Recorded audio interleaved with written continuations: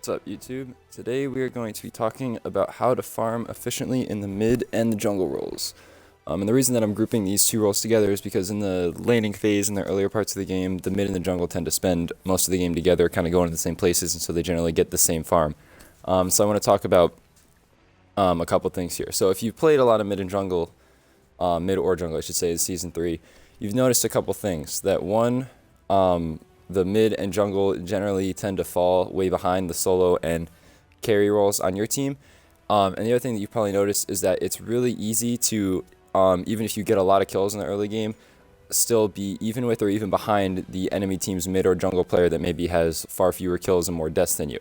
And so I'm going to talk a little bit about why those things happen, and then how you can sort of farm more efficiently to avoid having both of those things happen. So there's a couple reasons why the mid and the jungle fall behind the two side lanes essentially on their team.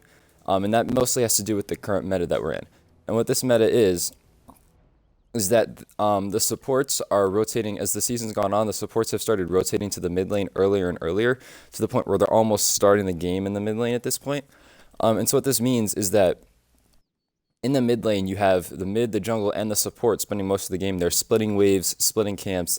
And this means that all this experience is getting split three ways, and nobody's getting as much, whereas each of your side lanes are essentially a solo lane getting solo experience. And so this means that you're going to be way behind the side lanes until pretty late in the game, probably the 25 or even 30-minute mark, when you start to catch up in experience and gold. And so this is good, especially for the ADC role, because it lets them get really fed. They're really dependent on items, and so it lets them hit late game earlier. But it kind of sucks for the mid laner and the jungler, because some of these characters can be pretty dependent on items too. And you want to sort of find a way to still be able to maximize your farm and get the most efficient farm possible. Because since you're splitting it three ways, you need to make sure you get every bit of experience. And the other thing is that a lot of times you can find that you're getting a lot of kills in the early game, but still falling behind the other team's mid or jungler or whatever it may be. And the reason for this is sort of twofold. One, the high res at the beginning of Season 3 essentially stripped a lot of the experience out of the jungle. Each of the camps don't give as much experience as they did in Season 2, so there's just less experience to be had. And the other thing is that even more so than that, they stripped some of the experience away from kills. Kills just don't give as much experience as minion waves do. So even if you get a lot of kills, if you're missing waves because you're rotating to get those kills, sometimes that can end up setting you behind. It's sort of a bad mechanic that I think high res needs to fix, where they're essentially punishing you for rotating to other lanes and getting kills and helping your team. But that's just the way it is right now. So you have to make sure that you're getting the maximum amount of farm to sort of offset this. And so I'm going to sort of address both parts of this. So the first thing I want to talk about is how do you stay as even or as close to even with the rest of your team as possible in farm. And the way to do that is to make sure that you're not missing waves whenever possible. So what this means is oftentimes in the early game, you're going to be rotating with your jungler between mid lane and camp. So you might clear a wave here and then go to mid camps, and then clear a wave here and then go to red buff, and then clear a wave here and then go to speed buff or something like that.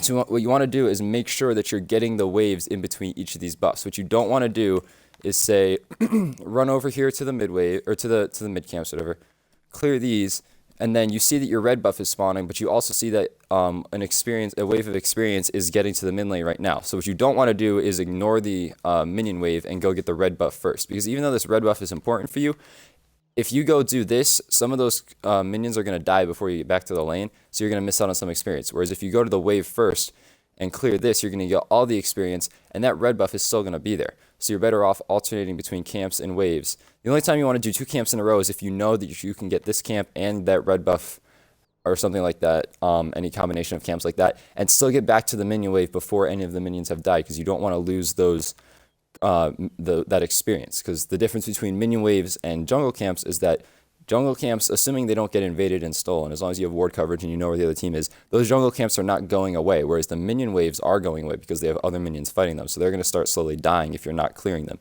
So anytime you have to choose between a minion wave that's already there or a jungle camp, you want to choose the minion wave. That way you're not losing as much experience. So that's the main way that you want to make sure you're maximizing the experience you get, to sort of try to stay even with the rest of your team as much as possible and stay relevant in fights. The other thing I want to talk about, though, is how do you stay ahead, or at least even with, if not ahead of, the enemy team's mid or jungle, whatever your mirror matchup is, basically. And this is a problem that I've been having a lot, where I've noticed that, I'm like 7-2 at 8 minutes into the game, and I'm behind the enemy jungler that's 1-2 or something. And it's like, why is that happening? Shut up, Racer. I'm trying to do a video. And so the thing that I figured out is that the key to staying ahead of the other teams, of your mirror matchup essentially, is controlling the neutral experience on the map. And so that means is the neutral experience are these two mid camps and the fire creeps over here. And the reason for this is that, again, unless the other team has a ton of pressure and they're invading all your buffs, which is another problem that you need to figure out. In general, your buffs, the red, blue, and speed buff, and the back camps on your side of the map are always going to be there for you to get. But those midway, or those mid camps and the fire creeps are not always going to be there, because those are neutral, so the other team can take them too. And so that's really where the difference in farm comes between you and the other team. If you are controlling those camps, then you're gaining more experience and taking away experience for them to get. So that's going to put you ahead of the other team. So a lot of times what I find myself doing, and this is not good, is I see like a mid camp is about to respawn, but I also see that my speed buff is open, and I go for the speed buff first because I'm a jungler, and every jungler wants to get their speed buff all the time, right? But while I'm going to get that speed buff, the other team might also notice that the mid camps respawn, and then they get those mid camps. So then I go back to lane, clear a wave, and then I'm looking around and there's no experience for me to clear, but the other team still has their speed buff to clear, so they got extra experience.